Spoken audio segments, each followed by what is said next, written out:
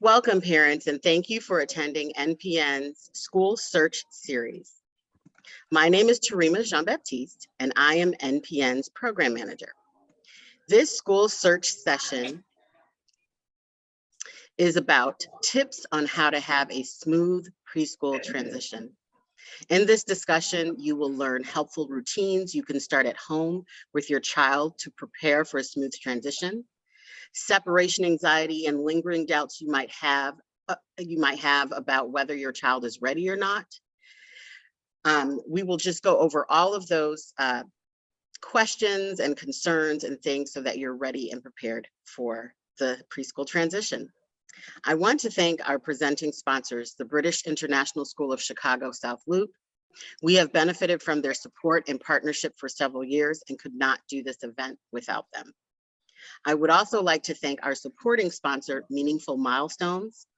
As a nonprofit organization, NPN relies on the support of our members, partners, and sponsors to bring programs like this to you, the parents, and we are grateful for their support. At this time, again, parents, I will remind those who are coming in to stay muted. This session is being recorded.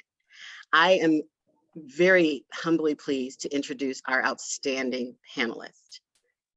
Chloe Robinson, Head of Early Years, British International School of Chicago South Loop. Robson, I'm sorry, Chloe.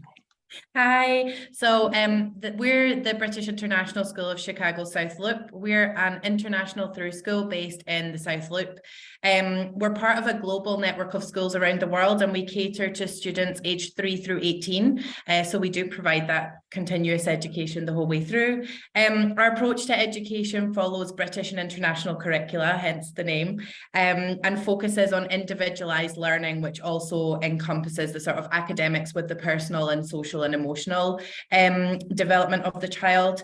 Our approach, people often ask the difference in our approach. It's much more of a spiral curriculum rather than teaching in blocks. So we teach everything from a young age at an age appropriate level, so maybe through play-based activities, and then build on that as they go from 3 years old all the way up to 18. In doing that, that allows us to individualize the learning a little bit more and sort of accelerate up the spiral if we need to, or slow down depending on the needs of each child. Thank you so much, Chloe. Thank you. Our next panelist, Jamia Walker, owner and executive director, Meaningful Milestones. Thank you, Jamia. Thank you. I'm so happy to be here. I am Jamia. I'm the owner, obviously, of Meaningful Milestones Daycare. We are kind of similar to British School, where we do implement developmentally appropriate practices for children, meeting them where they are to get them to the next level. We incorporate 2 forms of assessment.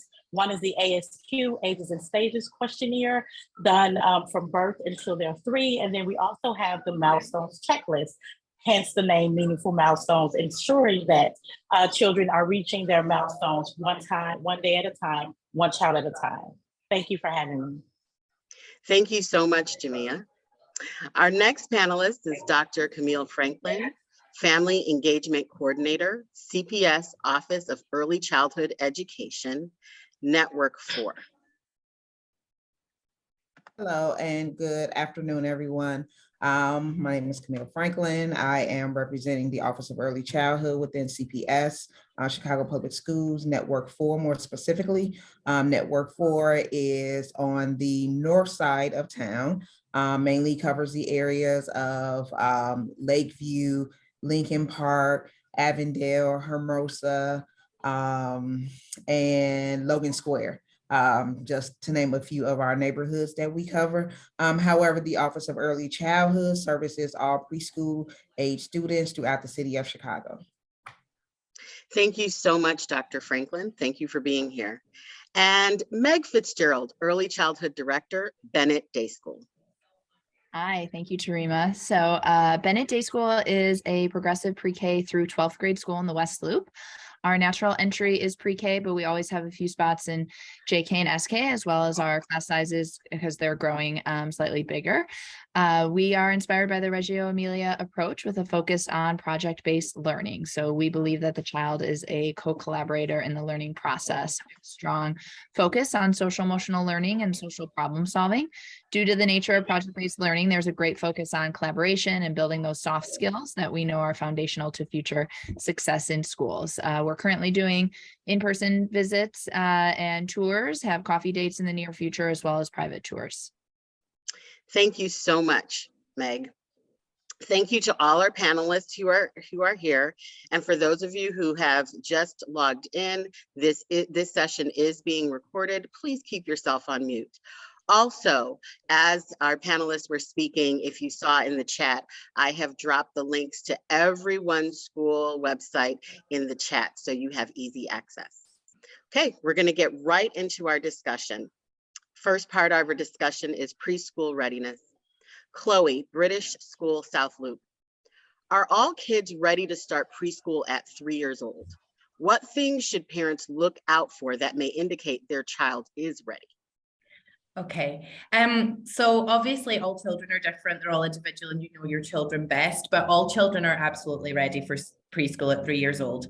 The beauty of the curriculum at the British International School is that we do personalize that learning, so the teachers would make their observations and sort of cater the learning depending on where your child is when they enter that preschool environment. I think some of the things to sort of help at home is sort of looking for that curiosity and increased independence, you know, with maybe playing alone or sort of increasing independence and curiosity with bathroom and clothing needs and things like that at an age appropriate level. But a lot of those things will naturally come when they start in that preschool environment as well. Thank you so much. Dr. Franklin, CPS.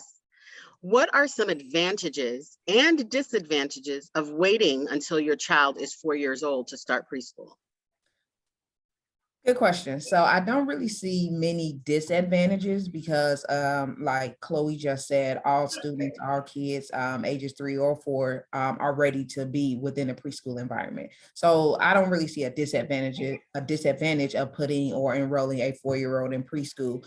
However, I think when it comes to that question and trying to answer that, I would say CPS has more programs, more full-time,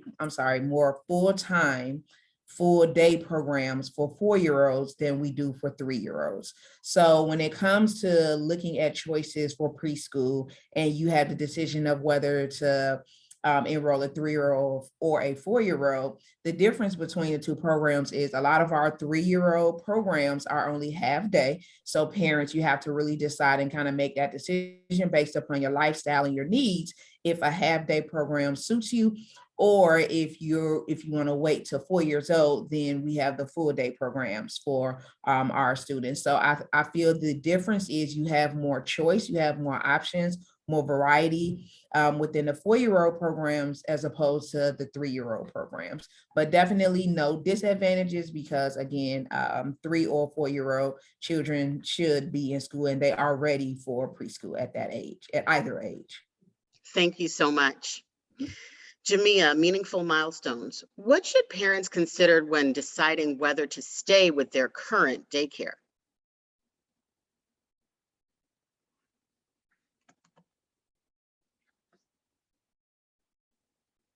Oh, you're muted. I'm sorry. I'm so sorry, so sorry.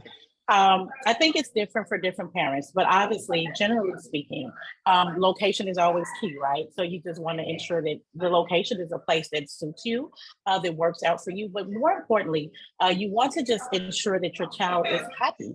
If they're happy with the location or with the teachers, you will want to definitely look at that.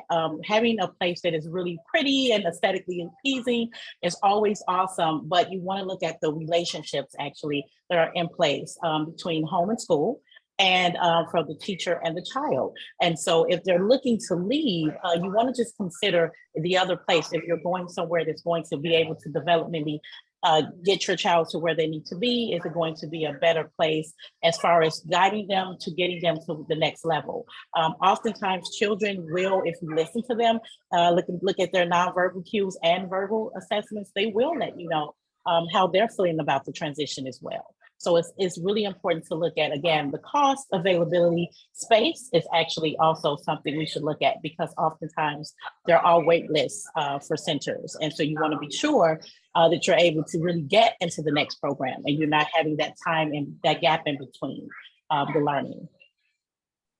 Thank you so much, Jamia. Meg, Bennett Day School. What if the child is not quite ready, but the parents are? What are some options for a family in that situation? Sure. So that can be a hard place to find yourself in, especially if the child's been at home or with a nanny and you're looking, for the financial reprieve that we know can come with that, as well as the benefits that come with a little one starting school. However, if you rush something that they're not ready for, it could end up causing more challenges at home, like difficulty adjusting to schedules, as well as altering the child's schedule to then support them retroactively, which may mean you're looking for alternative childcare anyways in the long run. So there's some great gradual separation programs, both drop off and with the caregiver, that help provide the benefits of starting preschool, that, socialization, greater autonomy, increased language development, new attachments to adults, while also meeting the child where they are. So not every 3-year-old is ready for 5 days full day drop off. And I'm speaking primarily of those that haven't been in a daycare program setting prior. I was in that boat as a parent, and as much as it would have been easier for them to be at school with me the entire full day that first year, they just weren't ready, coming off of the pandemic and being with a nanny full time. And that was a privilege. I was able to find alternative childcare in the afternoons until they were ready. And in consultation with their teachers, we decided to start exploring them staying longer and napping at school a little bit later. At Bennett, we offer a Bambini and Me class for 2 to 3-year-olds with the caregivers. So caregivers can remain in the building, but over time step out of the classroom and have an opportunity to socialize with other parents and caregivers. Being in the classroom also provides really great opportunities for parents or caregivers, because they can learn alongside the child and the early childhood teacher and observe how the teacher connects with the child, navigating, peer conflict and gently scaffolding a child's development. I think our parents learn a lot by being there.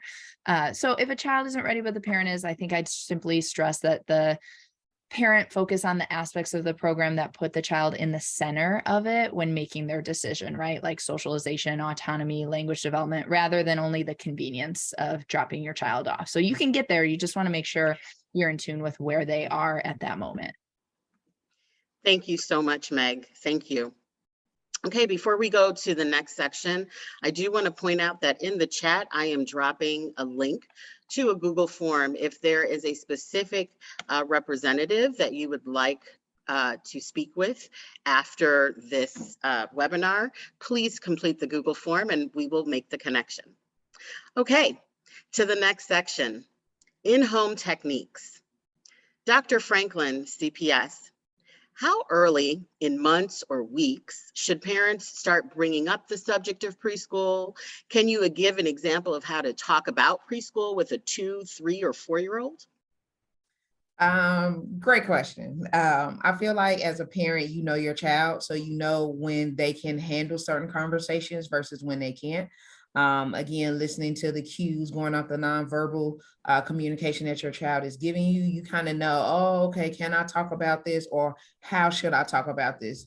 Talking about school should always be a conversation, but it shouldn't just be a conversation where we just talk, but it should be followed by actions that can blend into transitions and routines. So if you're talking to a 2-year-old about, hey, how do you feel about school? Or, someday in the next year or so, you're going to be starting school. Are you excited? You're going to meet new friends and we're going to have fun and you're going to meet a teacher, that nice voice.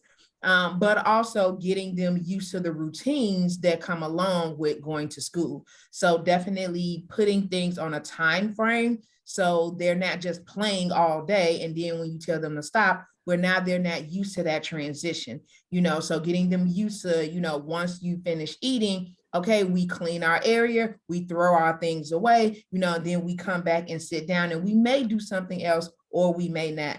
But so again, not just having those conversations, because I feel like as the child grows, they understand words and they understand conversations, but they also understand actions. And I feel like the two need to go hand in hand. So it's not just as an adult, I'm talking to my child, but I'm talking to my child and I'm showing them certain things as well. So therefore, by the time they are 3 or 4, whichever age a parent chooses to enroll in preschool, they're used to certain things, and the transition, the culture shock isn't that bad for them because, hey, we've been doing it since I was 2 years old. So they're more ready for that transition, and they'll end up being more successful in preschool, whichever age they decide to start. Thank you. Thank you so much. Jamia, meaningful milestones. What are some typical objects in the home that are also in a typical preschool classroom? Should parents point out said similarities?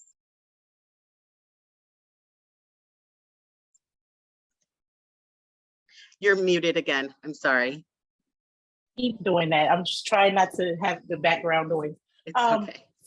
So it's pretty simple. I think we would find chairs and tables, perhaps dishes. We can talk about that. Clothing, because we have that housekeeping area. So you would have, I'm sure, clothing in the school and at home. You would have things maybe like cotton balls, utensils, fruits and vegetables, just different kinds of plating and utensils, clocks and calendars. And things like that. And I believe that we should always be having a conversation. So we should be pointing out similarities and things that they're going to see at school versus at home. And that also piggybacks on what Ms. Camille was saying, Dr. Camille, I'm sorry, in regards to having that transition a little bit easier because they're seeing that some of the same objects at home will be at school. And it just kind of makes things a little bit simpler and easier for them.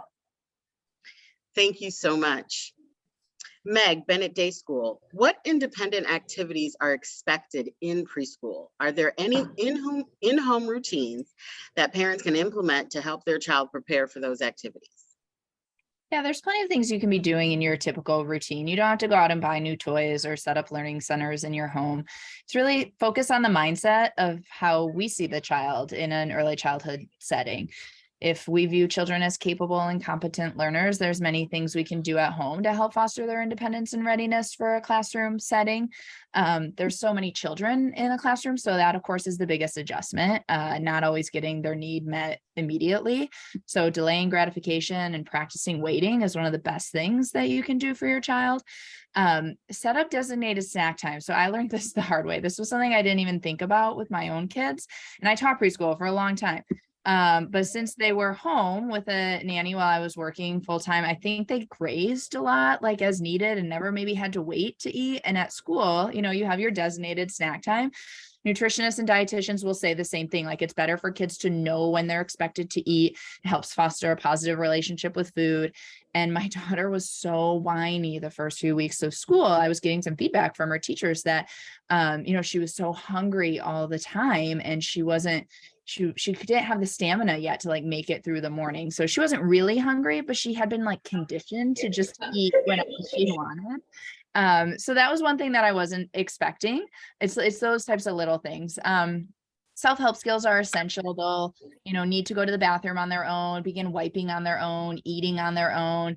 If that's part of your parenting practice is to feed your child, consider gradually weaning off that so they are able to use utensils, right? Are they able to pull up their pants? I mean, I know at home I'm still like getting called to help wipe, but I say, okay, what would you be doing if you're in the classroom? So kind of help ease that, pouring milk, opening snacks, basically think of all the questions your child asks you to do for them during the day. There's probably a ton.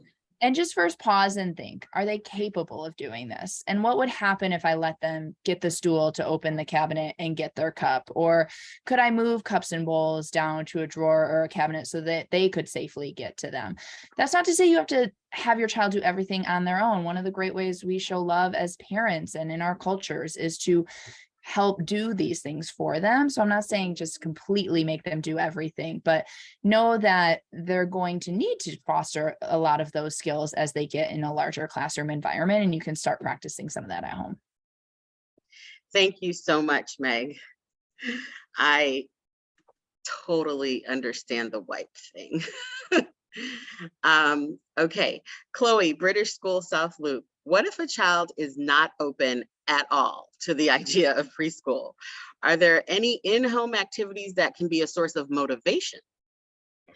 Great question. I think the most important thing when talking to your child about the idea of preschool is to make it exciting. I think children naturally feed off our energy. So if we make it a sort of an exciting experience for them, then they naturally kind of feed into that energy. And I think a lot of the anxiety or fear that comes with the idea of preschool is maybe that sort of unknown for the children. One big thing that we always recommend is to attend any events that the school might have or follow their guidance. I know every school's different, so they've got different things in place. But we at the British International School, we always invite a child and their family in for a play date before they secure that place, just so the child can become familiar with the environment, the parents can get a feel for the environment, and then that can become a talking point at home as well. So, oh, do you remember when you went to visit Miss Robson and you had a great time and you played with the toys and you know, kind of talking about it in that way. I know at our school as well, we also organise things like a teddy bears picnic in the summer for those children who are just getting ready to enter preschool. We have welcome events for the parents, some that will include the children so they can socialise a little bit more, and some that are just for the parents. We send home things like videos with our preschool team reading stories to the students so they can get used to our faces and our voices. We'll provide them with picture books that the parents can read at home to sort of talk about the environment. They'll have pictures of what the environment looks like and sort of cartoons of all the adults they might meet along the way. And we also, you know, being an international school, we have a lot of children who come to us with different levels of communication. Some might not have English as a first language. So we tend to provide parents with a wealth of resources that they can use at home to sort of promote that basic communication and language skills, so that the children are almost more prepared for when they come into the school environment. So I think using whatever the school directs you to specifically is a great way to get them ready and sort of give them that excitement. And then just taking it a step at a time. You know, we find it always helps at drop off to kind of, it's hard for the parents, but keep the drop off sort of short and sweet, because typically the children bounce back so much quicker than we do. And then also just to reassure your child that you're always going to come back. And then that usually helps. And getting them, I think Dr. Camille mentioned the routine as well, getting them into that routine tends to generally help. And then we usually find that those sort of rewards at home or the motivation at home sort of naturally comes with that.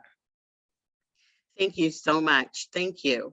Okay, before we move on to the next section, I do want to remind parents, if you have any questions at all, please drop them in the chat so that we can go over them during our Q&A period. Okay, the next section, separation anxiety in kids. Jamia, meaningful milestones. What type of in-home routines can parents implement to support their child being physically away from them?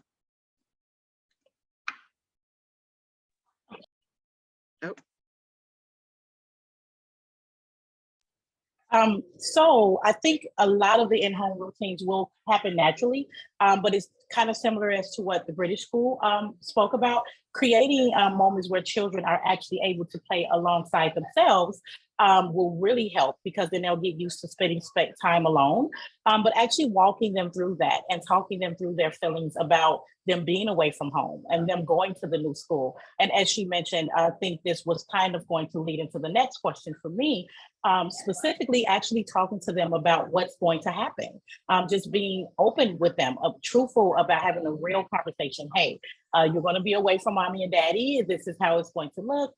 Giving them time frames, and again, reassuring them that it's going to be okay to be by yourself, but you're going to be in this group with other children who are away from their moms and dads as well, so that they have someone to identify with what they're going to be feeling, because we all want the empathy of others, and so does little children, and just reassuring them that it's going to be all right. But I would certainly have them play alongside themselves at home, create spaces where they can go and just venture off, because they will have that same autonomy in school, where they're able to, if it's a play-based structure like meaningful milestones, they're able to kind of navigate throughout the classrooms freely when they're having their play choice option. And so creating those same routines at home will certainly help them transition to physically being away from you. But before the physical separation, we do have to prepare them socially and emotionally. That's going to be number one. So again, having that reinforcement conversation that the British school spoke of, actually getting them ready in their heads. And you showing them that it's going to be okay for them to be away. Because I found that most of the times, parents are the ones who have the hardest time separating from the kids. It's not always the children. And they look to us to see if it's okay. Am I safe? Are you dropping me off at a good place? Because they're going to look at kind of how you're going to behave. So you having yourself together will certainly help the children. Thank you. Thank you so much. Meg, Bennett Day School. Once a parent has chosen a preschool, what events should parents make sure to take advantage of that will help the transition? Yeah, ideally, the preschool would have like a parent night or a day or a virtual meet up with any practical information that you'll need before the first day, right? Those are so helpful because they answer all the logistical questions that we need to know, like sending extra clothes, nap items, lunch expectations, those types of things. You definitely don't want medical forms. You don't want to miss that stuff. Prior to the year, though, ideally, then there'd be an open house or a visit for the children to attend. I think somebody was also speaking about that as well, and see the classroom space. So we host ours the week before school, and children visit the classroom in small groups to meet their teachers for the first time and see their classroom space. It's a nice preview in a more low stakes setting without a ton of parents and students at once. So like 5 to 6 kids at a time. We also host intake conferences before the school year starts as a first conversation between parents and teachers to learn more about the child, their prior experiences, goals that the parents might have for the upcoming year, and begin to build a homeschool relationship. So that's something you definitely wouldn't want to miss. I'd say that once you tackled making sure your individual child is set up for starting the year, think about the community that you're joining and what you want out of it and how you want to get involved. So meeting families that have children in the same class is such a great opportunity to establish relationships with the people your child surrounds himself with or comes home talking about. So if there's a back to school parent mingle or dinner, those are great ways to get to know families. So you can find ways to get play dates going or social opportunities later in the year when your child is ready for that, because halfway through the year, you're going to be in conferences and your teachers are going to be recommending some play dates or social opportunities outside of school to work on some of these skills. And you're going to kind of want to know, one, like, who do you want to hang out with too? So you want to have some people in your back pocket that you've already made relationships with. Thank you. Okay, Chloe, British School South Loop. Are there any exercises parents can practice to help their child warm up to new adults and new kids? How can parents help their child who refuses to communicate in new situations? So I know I've mentioned a few of the things that we do at the British International School, and I know Meg's just said as well that those sort of parent events and sort of conferences are a great opportunity for the parents to get involved. So I think first and foremost, it's taking it from the school you decide to sort of enroll with. Before the children come into preschool, I always recommend attending sort of play dates with other children or, sort of classes. I know they do the sort of mommy and me classes or the music classes, those kind of sensory classes, just to get the children used to being in those social situations. I think someone mentioned earlier that the biggest change for children as they come into preschool is the social situations and the sort of social interactions that they don't get when they're just at home with their parents. So sort of getting them into those new situations, getting them used to, it's not always just my family. It's, sometimes we go to these other things and we can be around other children. We have lots of fun. I usually also recommend to parents that they practice leaving their child, because I think a huge part of it is perhaps, again, coming out of the pandemic, we have spent a lot of time at home and we've sort of restricted the number of people that we might have seen out with our homes. So just getting children used to being away from their caregivers and getting used to the fact that their caregivers always come back. And even just starting that small. So if there are 2 adults in your household, maybe practice one adult staying with the child and the other one going off for a coffee or a walk, and building that up. So maybe leave them with a familiar relative in a familiar space, or maybe take them to a relative's house and leave them there or drop them off for half an hour, just so they get used to being separated from their parents. And then with regards to the communication, I think, again, Just, I think Meg mentioned earlier about sort of realizing what your children are capable of. So encouraging them to use their words if they need something or they'd like something from you, rather than sort of, I know children tend to go directly for the miming or the sort of pointing, and just encouraging them to use those words so that they're confident in using them. You know, if someone speaks to them when you're in the grocery store, maybe encouraging them to say hello back, you know, just those kind of general things that you would do in a day-to-day environment anyway. And then once they are enrolled in that school, sort of mirror the language and phrases that the teachers use, so they can gain confidence in using those around familiar adults, and then they can carry that into the classroom as well. Thank you so much. You know, I didn't think about the grocery store thing. Thank you so much.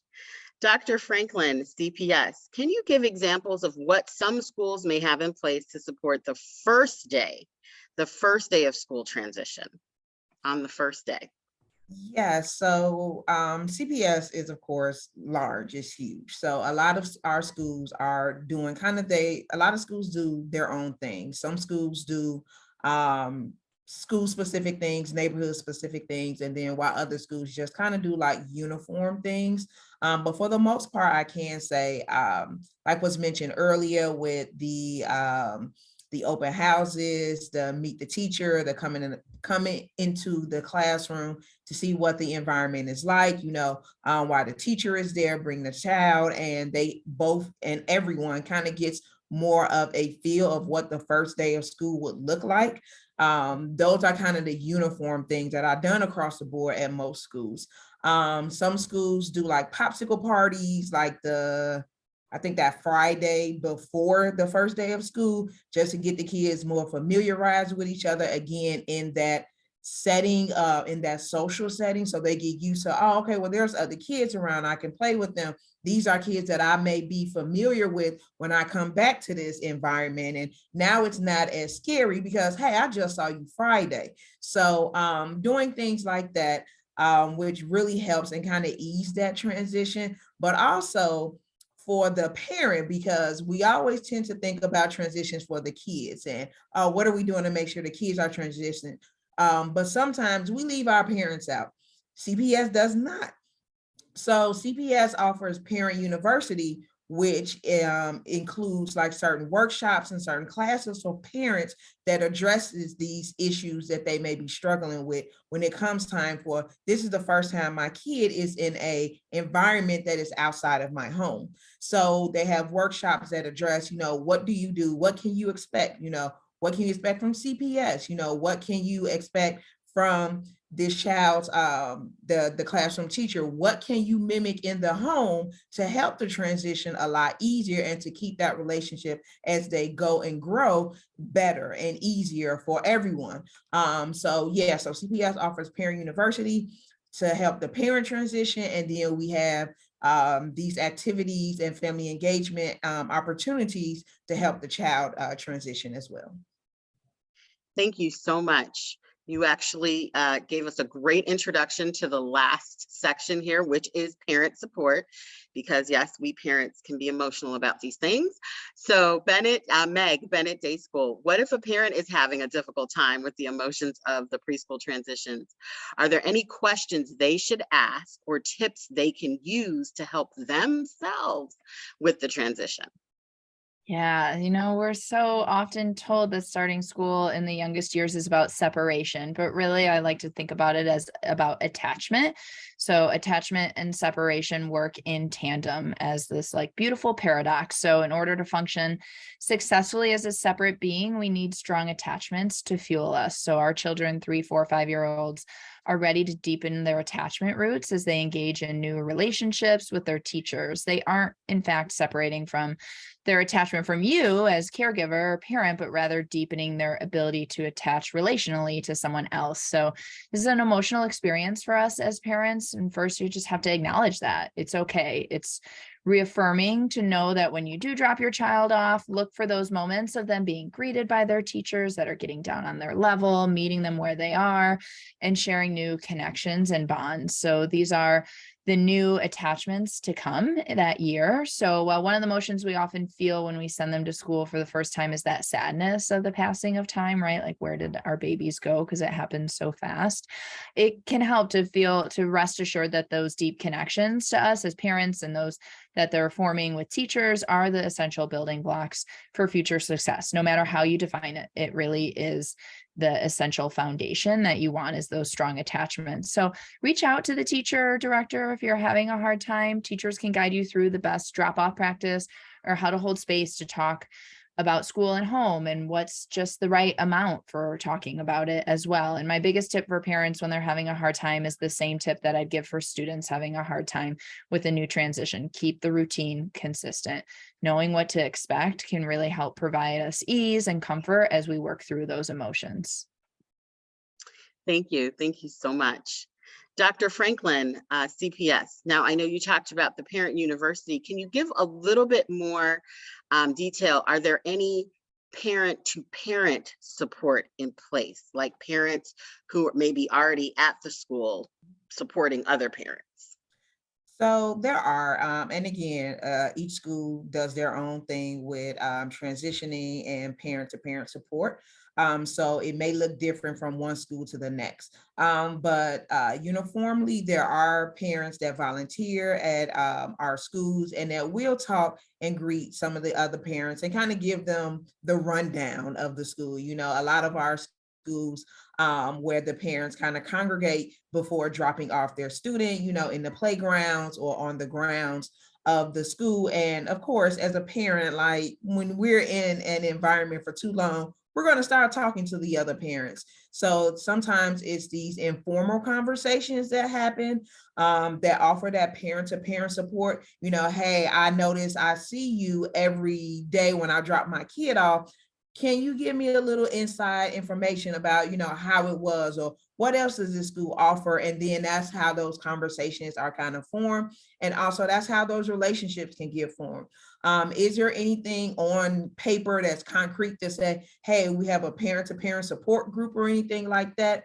I haven't found that, but that does not mean that it doesn't exist. But a lot of our parents do communicate with other parents. They have great relationships with that parent-to-parent support and offering information, resources to say, hey, you know, hey, I live down the street. If you ever need anything, you know, you can come to me. Or again, because I see you every day when you drop off your child, now we form that relationship. And if you need support, I'm there for you. So I found that in a lot of our schools, that is how parent-to-parent support is given, which I actually think it's more genuine than, you know, something that's formalized and, you know, we have a structure to it and we meet every Tuesday, you know, but again, forming those real genuine bonds that parents get from other parents, to me, that's the best type of support there is. Thank you. Jamia, meaningful milestones. Can you give some examples of what parents can do to prepare themselves? We're talking on the first day of preschool. So on the first day of preschool, should parents implement a special morning routine to support their own anxiety? You're muted. So we kind of talked about this a little.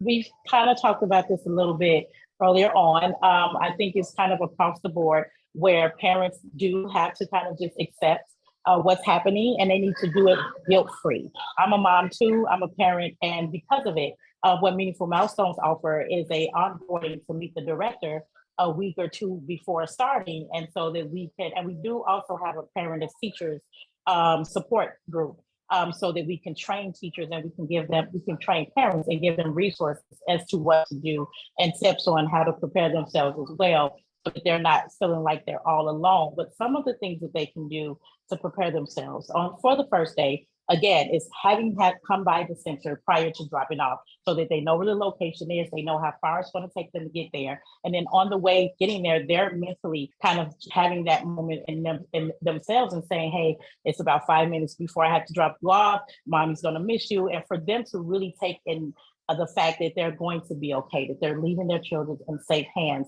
understanding that the decision that they made was a good one. If they've done their research on the center that they're leaving the child at, and just mentally preparing themselves each and every day to ensure that there's going to be a smooth transition. For me personally, I've provided parents with what we call a pick and play. And so parents are able to pick a day that they want to come and have a play date at the center with other families and with other children. They can bring a friend, even if they're not enrolled. And so they have a support. They can have that same person come along with them the day of drop off if they're having a moment. That person will reassure them as well. Because sometimes we as adults, we need support too. And we need someone to say, hey, it's going to be okay. But having that guilt-free drop-offs to me is going to be the biggest thing, because we feel so bad as mothers or as parents altogether when we're leaving our children, even if it's with someone that we know. Thank you. Thank you so much. Chloe, British School South Loop, please sum it up for us. Overall, can you name the 3 most important takeaways parents should think about when it comes to preparing their children for preschool? Okay, so I think, and I think the other panelists sort of agree through various things that they've said as well. The most important thing is just to talk to your child and, prepare them for what's coming, talk about the changes coming up and making that exciting, so that they can build that excitement for what's to come. I think establishing that sort of consistent routine as well, getting them used to, the snack times, the increased independence with the clothing and the toileting and all those kind of things. And just really sort of the exposure to new things, practice leaving them, expose them to new classes, to play dates, reassure them that things are going to be okay, and really sort of build that up for them so that it's an exciting time. And naturally, of course, there will still be anxiety around it, but making it an exciting time as well, I think, is really important. Thank you. Thank you so much. Okay, we have some questions in the chat. Before I get to those questions, I will be dropping again the link to the Google form if anyone has a question or directly wants to be contacted by one of our panelists. Okay, I'm going to have Meg Bennett Day School. How long should I stay on the first day? So that totally depends on the program that you're at and what they're advising. So some are, for example, our first day is only an hour and it includes the parent.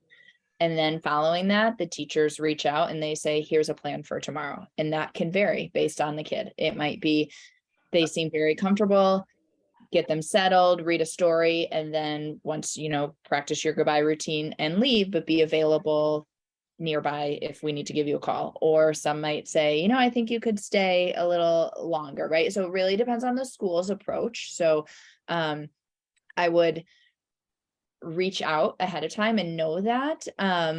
Again, I think it's a very tricky place to be, because as much as I want to say follow your gut, like your heart is leading that day and you're not always going to be able to make the best decision that is probably best for your child, even though your child best, like full stop, like you are the first parent, but lean on the educators in that room, right? Because your child best, but they know development best and they know that age best. So lean on them. And that's why, back to that question of like, what do you tend before school starts?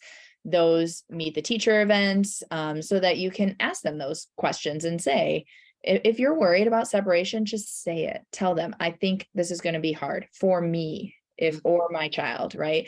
A lot of times we might think it's going to be hard for the child, but really it's going to be hard for you. It's okay to own that. So it really depends. I feel like I know I didn't give a clear answer, but you really have to connect with the educators in the room. Thank you. No, you gave a clear answer. Thank you. Yes, our hearts do lead that day, so it's probably not the best decision. What if I think the next question, Chloe, British International School of Chicago South Loop. What if I think my child needs a slower entry than the teacher thinks? So I think this is where the sort of the parent-teacher partnership is really important because like Meg mentioned, obviously as parents, you know your child best. And I think there needs to be that trust with the school that you choose, that their sort of expertise in the development and that kind of thing. I think it would be really hard to advise until, you know, the teacher was able to observe your child in that environment. And I know that many of the panelists have mentioned different things that different schools or different companies have in place. So I think it's really important to kind of be open and honest with your school when you sort of do those tours or attend those play dates and kind of discuss what your options are there as well. I know, you know, depending on the child, I know at the British International School, there have been instances where we have perhaps started with a lesser amount of time in the day and sort of built it up from there. And we've really worked in collaboration with the parents. So again, I think that's one, I know it's not a direct answer, but I think it's one that would be in consultation with the school and sort of I think as an educator, for me, it's important as well, you know, to listen to the parents, but to also share with them the reasons why you might do things a certain way and kind of help them in that sense. Thank you. Jamia, is it common for parents to volunteer in a preschool classroom? It is very common for parents to volunteer in a preschool classroom. When we had COVID going on, we had a peek into the classroom that we offered where we would do a 10-minute Instagram live so the parents could kind of see what was happening. But now that we've opened doors, we allow parents to record audios of book reading at home. We have a Cultural Wednesdays component because we have such a diverse set of children at Meaningful where we want to incorporate and include all children. Can you guys hear me? Yes. Can you guys, okay? Well, we want to include all children, so parents are asked to come inside of the classroom. When we do our community week, you know, how we have lesson plans for community week, instead of just using some people we don't know, we offer an opportunity for parents to come inside. And so it is common, and it does, again, it depends on the school, but I know for us, we welcome parents' inclusion, and we offer moments where they She froze just a little bit. Okay. You froze just for a little bit towards the end, but you so were sorry. just finishing up and you were saying that you do offer opportunities for parents to come to the school often. We do, because we do. We have a parent as teacher curriculum. So we do a lot of webinars and trainings, but aside from that, we do offer a chance for parents to come in and do book readings, to assist with some of our events that we're having. So there's a lot of opportunities for parent engagement. I think homeschool connection is so vital. Okay, thank you so much. The next question is going to be the next two questions are for each panelist. So, okay, so the first question is, well, I think CPS answered this, but what of the schools on the panel, who has an established parent-to-parent support group that can welcome new parents in? Do any of the schools on the panel have that? Meaningful Milestones, I'll let you go first. We do. We have a parent group. So a week before a parent start, we send a link. We have a parent, she's a parent liaison. So she's going to be the go-to person that's going to connect all parents. Parents we have a Facebook parent group, but we also have a private one for all only enrolled parents there. And then we have that parent as teacher training that we do for parents. So there is a parent-to-parent connection. And again, we have that pick and play dates where parents actually get together, and we have a parent date night where parents also get to drop their kids off for about 3 hours a day. This is once a month where they're able to kind of connect that way as well. Yeah. Sorry, that really spoke to me, the date night. Okay. Yeah. Okay, Meg. Yeah, we have a pretty robust family association, and at the beginning of the year, they welcome everybody in and share various committee opportunities and volunteer opportunities. You can be, a room coordinator. There are social coordinators in the classrooms as well. And even if you don't want to take on those roles, those people are responsible for sort of gathering the room together, whether it's, assisting through field trips or getting on a parent text thread. So you can say, hey, is anybody looking at summer camps yet? What are people thinking? So just to start to build that sort of larger community. And we also do like parent book clubs for our early childhood families where it's primarily populated by mothers, which is just evidenced that parents just need a space to talk about what it's like to parent and to share stories and realize that you're not alone. And those have been very successful as well. Thank you. Chloe, British School. Yeah, so we have a variety of parent events throughout the year, but we also have a group of parent representatives in every year group from our preschool program all the way through to our 18-year-olds. Those parent representatives sort of, they welcome new families. They sort of are responsible, I think similar to Meg, for reaching out and helping organize those sort of play dates and social events out with the school. They might support the school in relaying information and things like that as well. But the beauty of it is that they also collaborate across year groups. So our preschool parent representatives might collaborate with our kindergarten parent representatives on what that transition looks like further down the line. So, you know, the support across the ages as well as within their specific age group. Thank you. Okay, this will be our last question. It is for each panelist. And again, parents, you can go in the chat and go to that Google form if you would like to have more of a personal one-on-one conversation with any of our panelists. I'm going to start off with Dr. Franklin for this question. Okay, I'm going to see if I get this correct. Okay, so what if it just doesn't work out, whether it is because of me or my child?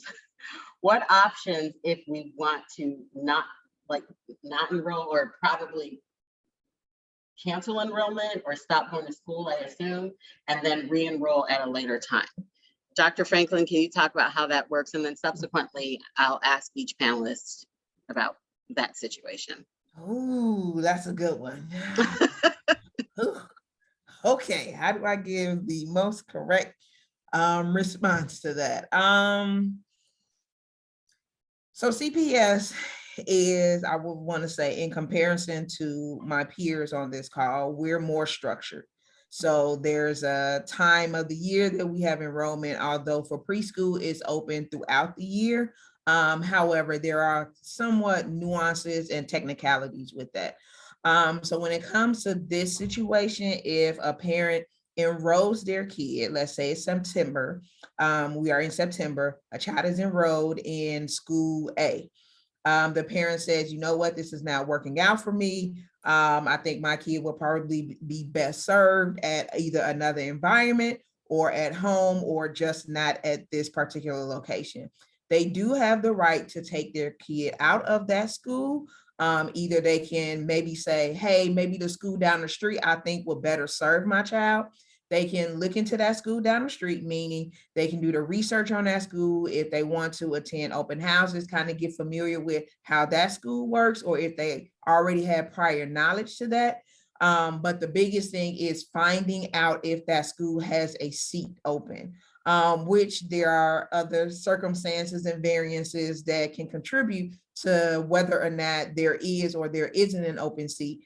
But if there is an open seat, then they can choose to enroll their child within that school. At any given time, if a parent is saying that, hey, I don't like this school, they do have the right to take their kid out.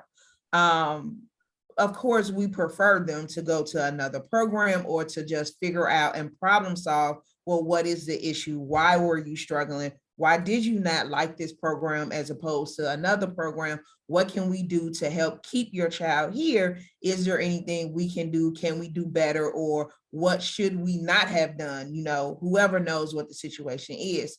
I think CPS as a whole and as a district and as our schools, I'm sure I can speak on the behalf of any principal that says if a parent is not happy, the first conversation is, why? What's the problem? What can we do to help solve that problem? Is it a transition thing? Is it just the way our school is structured that, you know, this just doesn't work for you. And if it is, because there are certain things that CPS just cannot do.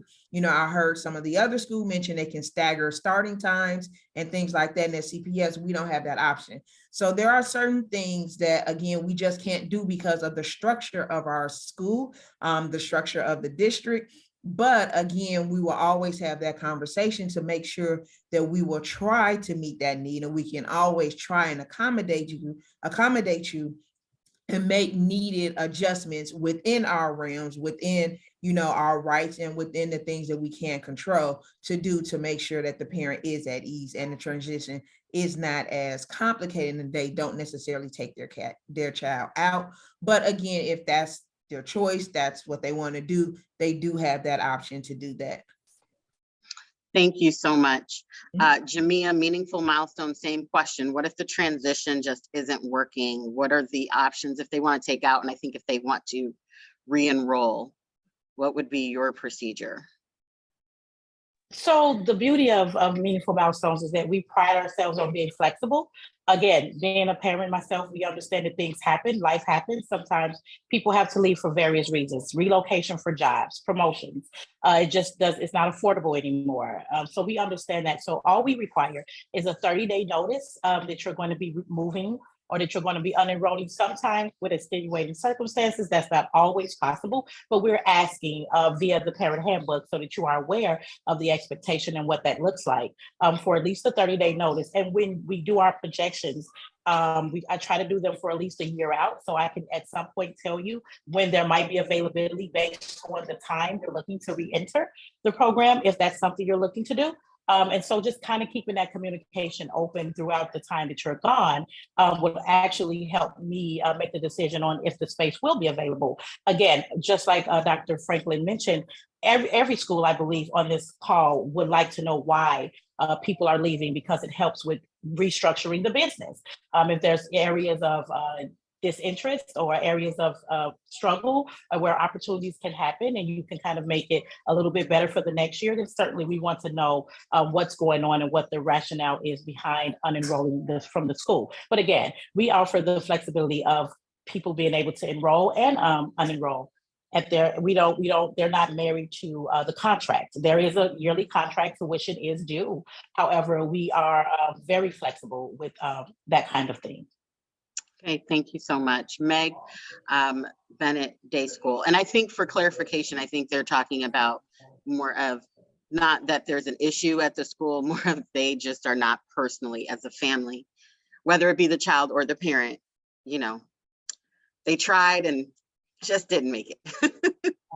And I would agree with what Dr. Franklin said in the beginning. You know, really it starts with a conversation, sit down, understand what's not working. And maybe it is, if it's too hard for the child, if it's a great program, the director and the teacher are already going to know that they've been having this trouble. And hopefully that communication has already been established and you've already been working on a plan.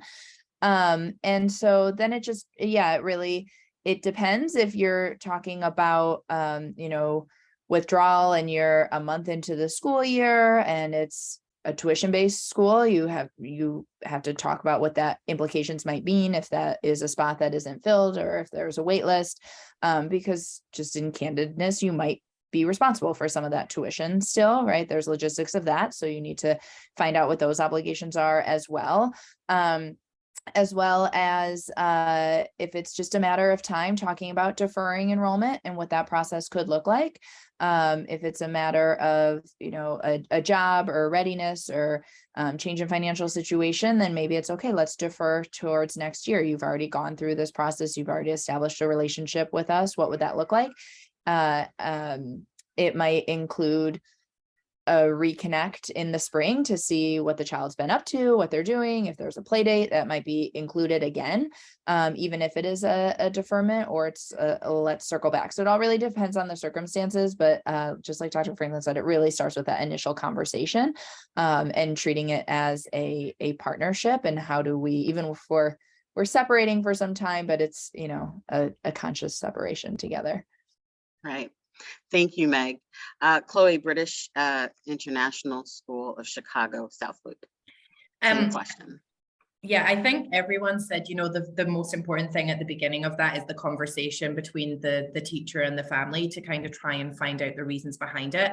I think, at the British International School, I know I've mentioned we have sort of things in place. We encourage prospective families to come and take a tour, to do those play dates, to kind of get a feel for the school. And as much as that's for us to see if your child's going to be a good fit for the school, it's also for you as a family to get a feel for the school and see if we're the right fit for you. So I think, doing all of those things and encouraging you to go and see the schools and see if they are going to be a good fit before you kind of tackle that transition is really important. I think as well, it depends on the school environment. I know that at the British International School, we kind of have a rolling enrollment if there's space available. But once a student's enrolled as well, we can also hold that place and defer it. I know Meg mentioned something similar for Bennett. So it's sort of working with the school on what that looks like for your child. In our preschool program at British International School, we also offer a full day and a half day option, and there's varying sort of options within that. So it might be that the full-time offering isn't working and the transition is really difficult. So maybe we'll start smaller and we'll go for the part-time offering and kind of build it up from there, or vice versa. And I think it's just establishing sort of what part might not be working, if that makes sense. So kind of working that through together. Thank you so much. Well, thank you to our outstanding panelists. Thank you to our supporting sponsor, Meaningful Milestones, and a special thank you to our presenting sponsor, the British International School of Chicago South Loop. Thank you, parents, for spending your lunchtime with us. We hope to see you at the next NPN School Search Series session, free webinar, which will be Friday, February 10th from 12 to 12:45. The topic is so many preschools, so little time. We are going to offer the breakdown of how you can get through this whole preschool situation. We talked about the transition today, but now organizing yourself when you make the decision, and the search and all the organization that it comes with it, so it doesn't become overwhelming. Thank you guys so much and have a great afternoon. Bye, everyone.